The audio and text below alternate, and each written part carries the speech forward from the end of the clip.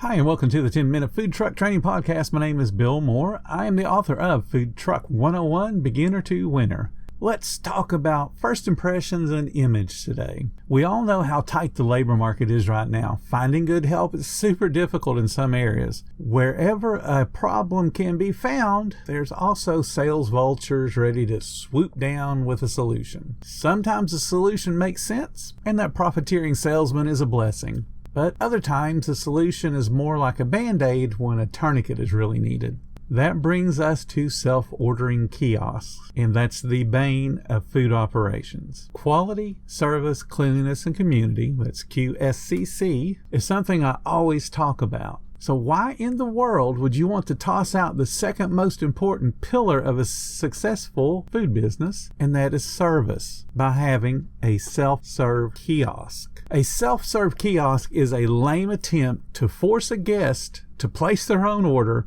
on some display screen, and the operator has to hope the software is programmed well enough that a guest with zero training on your food choices can figure it out. Anytime a line develops and the food truck is using a single kiosk to place an order, guess what happens when that tech-challenged person walks up and can't figure out how to place the order?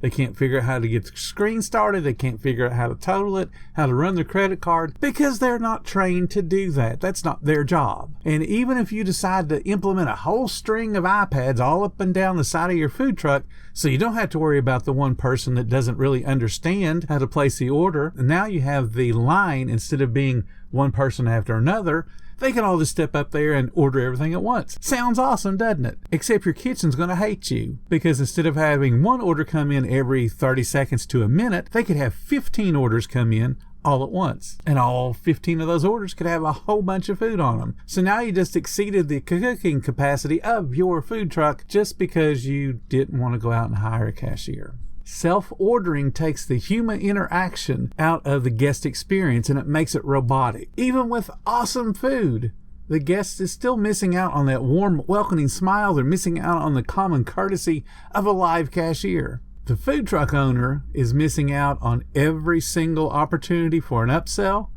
and every single opportunity for a solid, suggestive sell add-on. A perfectly programmed system, ones that the pizza places use to get people to order their pizza with half this and half that and extra this on a half of it, and special crusts and all that. Even a perfectly programmed one still simply cannot convey how delicious a chocolate dessert is to a guest when they order something. Only thing that can pop up is a picture and some words printed underneath the picture that says, "Hey, don't forget your dessert," which is boring and hurts sales. But if you have a human cashier that says, "Hey, our brownie is so awesome, you're going to love it. Would you like to try one today?" And they say it with the same enthusiasm I just did, more than likely, if the guest doesn't buy it today, they're going to buy it in the future based on how it was made to sound. Would you like an ice cold beverage with that? Those are things that a human can do and suggest and help move your sales upward. An iPad, the best it can do is show a picture and say, "Hey, you want a drink?" So if you're one of those folks that are saying, "Well, I'm using a self-kiosk because I'm afraid of COVID and it's more sanitary," well, you're wrong. Because as soon as that guest touches it, you have to go outside and sanitize it. Otherwise, it's not safe. You're not protecting anybody from anything. And if you got an employee that can run out and sanitize that iPad, guess what they could be? They could be the cashier in the first place. The first impression of your food truck serviceability is your cashier, and they should project the kind of image you want associated with your business. Cashiers are the sales driver of your business, as well as the person that sets the pace for the kitchen. Both of those are massive responsibilities that an iPad with a sticky note that says "place your order here" simply cannot do. You need live people. When we talk about food quality, and we see this in the groups all the time, or even when people are just casually talking and they bring up the quality of their food, you'll always hear somebody say, "My food is awesome. I'm not like McDonald's. I don't serve frozen this and frozen that, and I'm fresh and fresh and fresh." But why in the world are food truck owners wanting to copy McDonald's and doing self-ordering kiosks? Why would that be acceptable? Why is one thing that McDonald's does not acceptable, but then the other thing that hurts your business is acceptable? Because you can't hire somebody. The clown can get away with self-ordering kiosks for a couple of reasons. Number one, everybody in the world knows their menu already, and they already have such a low opinion of McDonald's service, they don't care to go up and place their own order. They're probably thinking it's going to be faster anyway. And they certainly don't miss that bored teenager that can barely take their eye off their cell phone sitting next to the cash register to say, "Hi, can you take your order?"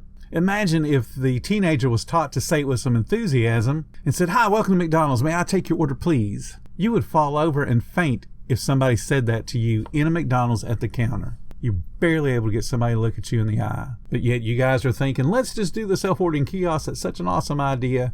It's not. The bottom line is, do not dehumanize your operations. Great service encourages repeat business.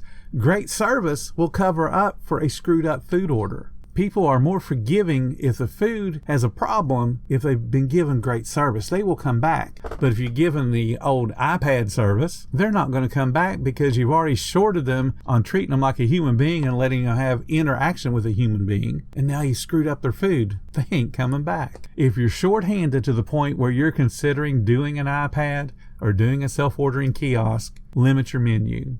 Make your menu easier to handle for the 1 or 2 people that you do have. You need that cashier to help pace the line, to help you get through. So a 2-person operation can handle it. It's not going to be fun, but it can be handled. But if you're thinking about sticking that iPad out there, and that way the 2 people can cook, I can guarantee your sales are going to go down anyway, because you won't be fast enough, and you certainly aren't friendly. You can start hiring. It's okay. You can hire those teenagers, but they can be a tremendous asset if the owner takes time to train them and to coach them and to help them get over some of the issues that have been taught to them by having their nose stuck in a cell phone since they were 2 years old. You can make the difference in them so they can become a productive member of society in the future.